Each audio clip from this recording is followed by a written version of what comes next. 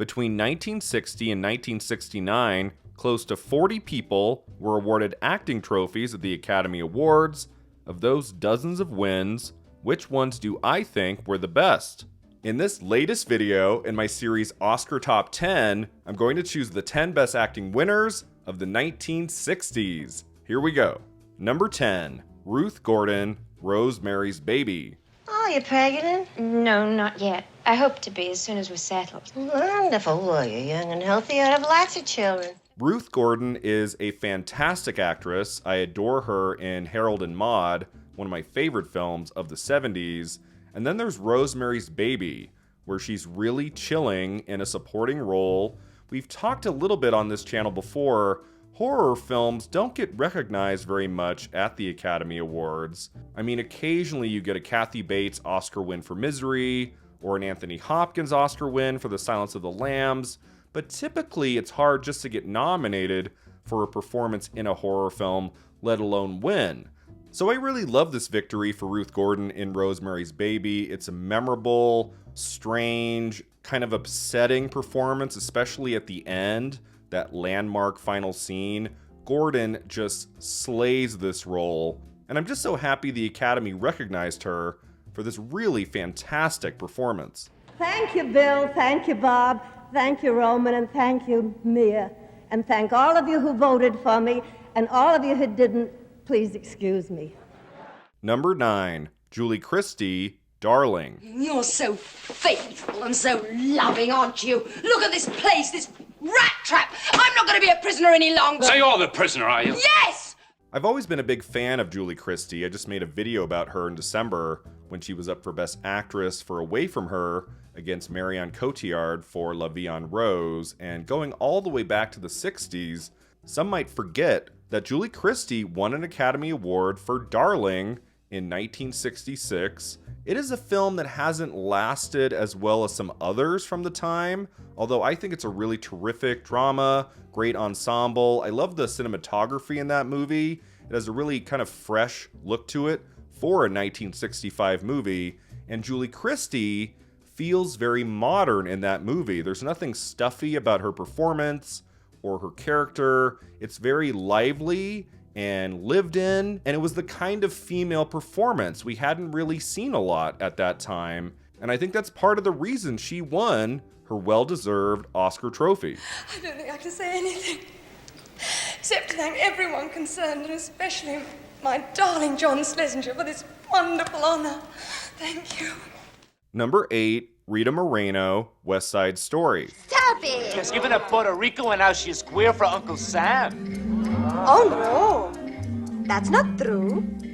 I thought it was a really unique experience to see the new West Side Story, directed by Steven Spielberg, and watch Rita Moreno return to that world as a different character. That song she sings is so haunting. And then to remember, like 60 years before that film came out, was the original 1961 West Side Story, and she is just dazzling in that film. Her musical number, America, is just spectacular. Like one of the great musical numbers of any movie made in the 1960s. And I mean, if there was nothing else to her performance than just that number, I think she would have been deserving of the Oscar. But she has really great emotional beats later in the film. You can tell this character in West Side Story was made for her. It is a phenomenal performance. It's my favorite supporting actor or supporting actress Oscar win of the 1960s. I can't believe it! Good Lord! I leave you with that. Number 7, Barbra Streisand, Funny Girl. Except, it's really beautiful. You know, all the tailcoats I've seen, I mean, well, they were rented, you know. They all got these stiff shirts. So this is the Oscar win we all kind of remember because Barbra Streisand tied for Best Actress with Katharine Hepburn. We really haven't seen that before or since. I believe it happened in Best Actor in the early 1930s. But I would say the most high-profile Oscar tie in all of history is that one between Streisand and Hepburn. Now, Hepburn wasn't there. Hepburn's never there. And I think it would have been even more memorable if both actresses had been in the building and we got to see them on stage. I love when actresses tie. I still think about that Best Actress tie at Critics' Choice in 2010 between Meryl Streep and Sandra Bullock. That's a moment, by the way, I'll be exploring in a video soon. But the tie between Streisand and Hepburn on the Academy Awards stage back in 1969 was a great one too. I love Streisand's performance in Funny Girl, one of the great debut film performances of anybody in the 60s. I mean, she just came out swinging. She is a star in that film. A great voice, a great presence. You could tell in that one movie she was going to be a film superstar. I mean, I don't know how many films she has done since that really captured the magic of what Streisand brought to Funny Girl in 1968. That is just an amazing performance. I'm glad that there was a tie and that Hepburn didn't win by 1 vote. I'm glad that Streisand managed to get in there and collect her Oscar trophy. Oh. Hello, gorgeous. Number 6, Rod Steiger in The Heat of the Night. Just once in my life, I'm going to hold my temper. I'm telling you that you're going to stay here. You're going to stay here if I have to go inside and call your chief of police and have him remind you of what he told you to do. I feel like anyone making a top 10 list for best acting Oscar wins of the 1960s has to have Rod Steiger from In the Heat of the Night. That is just a landmark performance, an incredible movie. 1967 is often cited as the first year that kind of pushed cinema into the new age, into that amazing 13 years, 67 to 80 of really fresh, memorable work by young, up-and-coming directors mostly. And there was danger, excitement, new voices on the scene. 1967, of course, is the year of Bonnie and Clyde, The Graduate, and then In the Heat of the Night ended up taking Best Picture that year at the Oscars, and it's a fantastic win. I love the work of both Rod Steiger and Sidney Poitier in that film, but there's something to the Steiger performance. It's such an original. You really understand where that guy is coming from. I like the way he interacts with the Poitier character, with Tibbs. And Steiger just brings a great command to that role. He is mesmerizing. I don't know how you pick Best Actor that year because there were so many great performances, like Dustin Hoffman in The Graduate. But Steiger, I think, in the history books, one of the great acting Oscar wins of the 1960s. Fourthly, and most importantly, I'd like to thank Mr. Sidney Poitier for the pleasure of his friendship, which gave me the knowledge and understanding of prejudice in order to enhance my performance. Thank you, and we shall overcome. Number 5, Katharine Hepburn in Guess Who's Coming to Dinner. And Katharine Hepburn in The Lion in Winter. Yes, we have a tie. I know I'm kind of cheating with this one, but I couldn't really decide which performance I like better. I love them both for different reasons. They're two very different characters. The fact that she won these two Oscars back to back, one in 68, one in 69, I just was like, I mean, they would both be on my top 10 list, but I guess I wanted to like make room for one more person. So let's just call it a tie and say she is phenomenal in both movies. Then take the check for $5,000, which I feel you deserve, and get permanently lost. I love her in Guess Who's Coming to Dinner. I feel like there's some people throughout the last few decades that think that's not the most deserving win for Best Actress. I totally disagree with that. I think she is amazing in Guess Who's Coming to Dinner. She has so many memorable moments, so many tender scenes with the Sidney Poitier character, and then the whole backstory between Hepburn and Spencer Tracy really lends this emotional connection we have to them in Guess Who's Coming to Dinner because Tracy was sick. He was dying during the making of Guess Who's Coming to Dinner. I believe he passed away just a few weeks after filming his last scene. Katharine Hepburn, who loved him, knew he was dying, knew this was the last time They were making a movie together, knew she wasn't going to see him for very much longer. And so, as much as I love some of the early moments, there's that classic moment where she tells off the woman who works for them by the car. That scene is incredible, but it's really the closing moments of the movie when Spencer Tracy gives his final monologue and we get those shots of Hepburn just looking at him, listening to him, and her eyes are filled with tears. We get it sometimes in a wide shot, and then later we get it closer up.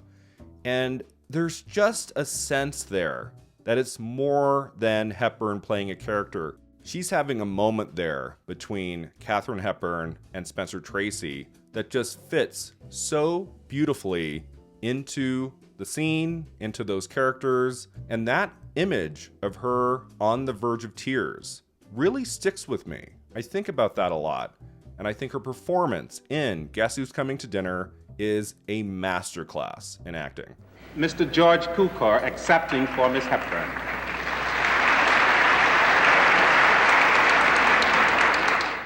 And then a year later, The Lion in Winter, another great character, so completely different. This character is delivered in bigger, bolder strokes, and the historical nature of the film gives it a different feel to it. I scheme a lot, I know. I plot and plan. That's how a queen in prison spends her time. And I think she's delivering in that movie too. I love her scenes with Peter O'Toole, with the young Anthony Hopkins. She gets moments of rage and moments of sweetness, of quiet. It's another just bravura performance from Katharine Hepburn. I mean, if I had to choose my favorite, I think just by a smidge, I would go with her turn in Guess Who's Coming to Dinner. But both performances are just absolutely stellar. Katharine Hepburn was so gifted. She played so many kinds of characters throughout many decades in the movies. And here, in just a short window of time, over the course of 2 years, we get two of the all-time great Hepburn performances. She deserved to win an Oscar for both. This is Anthony Harvey, who is accepting the award for Katharine Hepburn. Thank you very much. Number 4, Sidney Poitier, Lilies of the Field. All right, I'll clean out some of that stuff there for you. You see, I don't want those girls to break their backs picking up those heavy beams. Just a little bit, mind you. I mean, just to work off that tremendous breakfast you fed me this morning. Now, come on, let's settle. Sidney Poitier is just one of the all-time great actors, one of the great movie stars. I mean, I just talked about Guess Who's Coming to Dinner and In the Heat of the Night. Both films came out in 1967.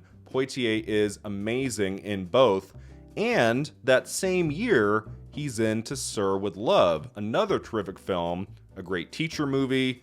Very few actors, I would say, have a year with 3 great performances, 3 great movies. Poitier had it in 1967, and he also had just a remarkable turn in 1963's Lilies of the Field. It's, of course, very well known as the first Oscar win in the Best Actor category for an African American. But he's also great in that film too. His star status had been rising for a few years, and by the time we got to Lilies of the Field, Sidney Poitier, as a movie star, as an actor, was really coming into his own. I absolutely adore this historic Oscar win. Because it is a long journey to this moment, I am naturally indebted to countless numbers of people. For all of them, all I can say is a very special thank you. Number 3, Julie Andrews, Mary Poppins. There probably aren't words to describe your emotion. Now, gentlemen, please. On the contrary, there's a very good word. Am I right, Bert? Tell him what it is. It always brings a smile to my face when I remember that Julie Andrews won her Academy Award for Mary Poppins. You'd think it might have been for The Sound of Music, or maybe Victor Victoria. You don't often think about Disney movies winning Academy Awards in acting, but it happened for Andrews on Mary Poppins, which is one of my favorite movies of all time. She is just delicious in that film. I mean, everyone's great in that movie. Glynis Johns, David Tomlinson. Dick Van Dyke should have gotten at least a nomination for an Oscar. I mean, he's great too. But there's just something about the presence of Julie Andrews in that film that makes it so special. That was not a role that could have gone to just anybody. It's not what we would necessarily think an Oscar performance is, Julie Andrews and Mary Poppins, but I love this one. It's something we never see anymore. I would love for someone now to be in a Disney movie and then go on to win the Oscar for Best Actress or Best Actor. I mean, I just don't know if that'll ever happen again, but I'm so happy it happened with Julie Andrews for Mary Poppins. Oh, this is lovely. I know you Americans are famous for your hospitality, but this is really ridiculous. Number 2, Gregory Peck, To Kill a Mockingbird. Our courts are the great levelers. In our courts, all men are created equal. It doesn't always work out this way, but it worked out for Gregory Peck, someone of his star caliber who was acting in movies for decades, gets his one Oscar victory for the best performance. Gregory Peck is one of those actors, very well regarded, did great work. I love his work with Alfred Hitchcock and Spellbound. I love him in Roman Holiday opposite Audrey Hepburn. But his most famous role, his best role, is Atticus Finch in To Kill a Mockingbird. And just how great is it that he won his Academy Award for that role? This was the all-timer iconic part for Gregory Peck. He's so real, authentic, kind in To Kill a Mockingbird. It's the kind of character I don't think could have been played very well by any other actor at that time. Gregory Peck was perfect for that role, and it's one of the great acting Oscar wins, not just in the 1960s, but in the all-time history books. And I want to thank my family, my good close friends, who have lent me inspiration and moral support and affection. Thank you very much. All right, before we get to my top choice, here are my 5 runners-up. Rex Harrison, My Fair Lady. I don't love this film as much as some others do, but he is a delight in the lead role. I love his songs. I would have loved to have seen him perform this on the stage. There's just such a great presence to Rex Harrison. I love his work in a lot of films, but this is the one character that really captured his spirit so well. I'm glad he got an Oscar for that. Maggie Smith, The Prime of Miss Jean Brodie. Alright, so I've heard some of your criticisms about my previous Oscar Top 10 videos. Like in my video about the top 10 Oscar wins of the 80s, I talked about a couple performances from 1979 because they won their trophies in 1980. I've kind of gone back and forth with that, and I've decided moving forward now, it's not going to be about specifically the night they won, but it'll be for films of that decade. So if I'm talking about top 10 wins of the 60s, it'd be films that came out between 1960 and 1969. The Prime of Miss Jean Brodie came out in 69. Maggie Smith won her Best Actress Oscar in 1970, but I'm going to include that film and that performance on this list. It is a great one. George Chakiris, West Side Story. So I'm not super hot on most of the Best Supporting Actor wins of the 1960s. Most of them I just kind of shrug at. I mean, George Kennedy is pretty good in Cool Hand Luke, but if I had to pick my favorite supporting actor win of the 60s, it would be George Chakiris for West Side Story. Just like I love the Rita Moreno performance in that film, Chakiris is equally strong. He's really great and has some fantastic dancing scenes. His singing, his emotional moments later in the film. That's also a terrific Oscar win from West Side Story. And then lastly in my runners-up, I would pick both Patty Duke and Anne Bancroft for The Miracle Worker. Of course, Anne Bancroft won Best Actress, and Patty Duke won Best Supporting Actress. That is a great film. If you've never seen it before, check out The Miracle Worker. They play off each other really well in the film. In some way, Patty Duke has the more difficult performance to achieve, but I think they're both really fantastic in that.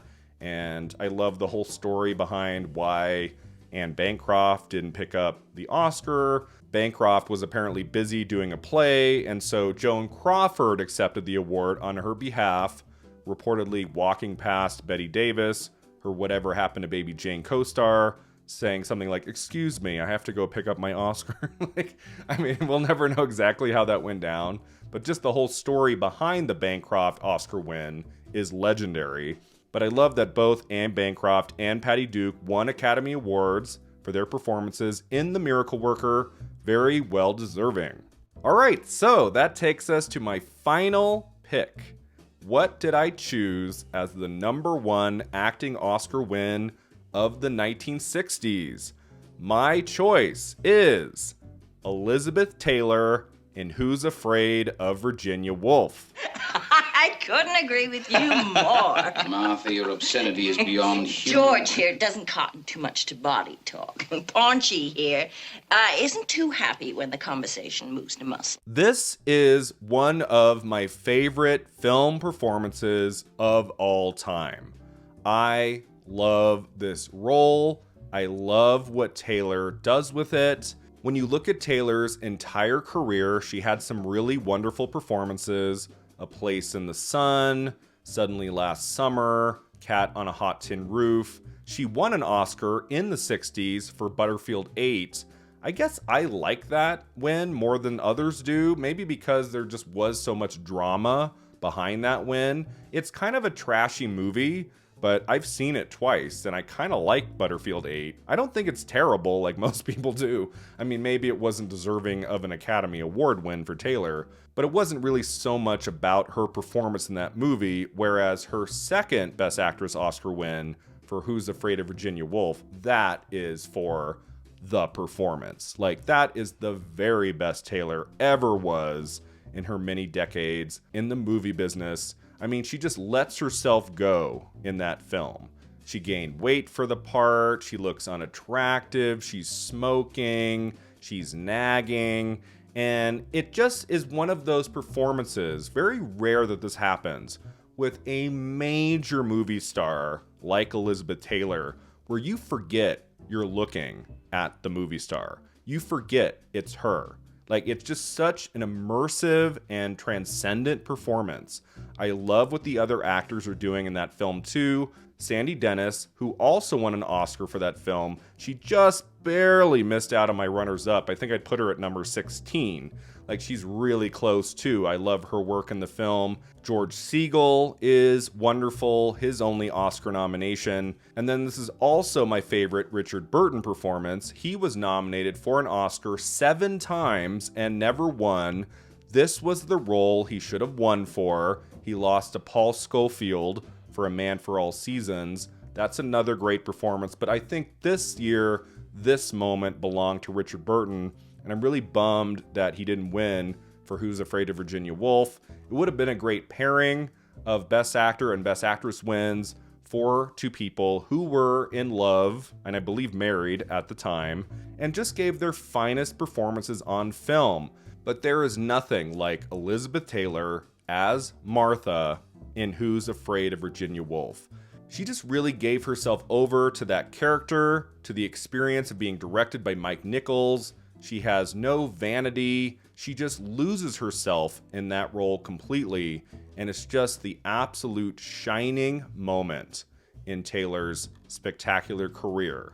Elizabeth Taylor in Who's Afraid of Virginia Woolf, a spellbinding turn, one of my favorite performances ever in a movie, and it's my choice for the #1 acting Oscar win of the 1960s. Miss Taylor regrets very much that she can't be here tonight. I'm sure she must be very, very proud. Not half as nervous as me, I'm sure. But she thanks you very, very much. Thank you. Thanks so much for watching. If you enjoyed this video, don't forget to like and subscribe. And let me know in the comments below, what are your favorite acting Oscar wins from this decade? Are there any names I left off the list? See you next time.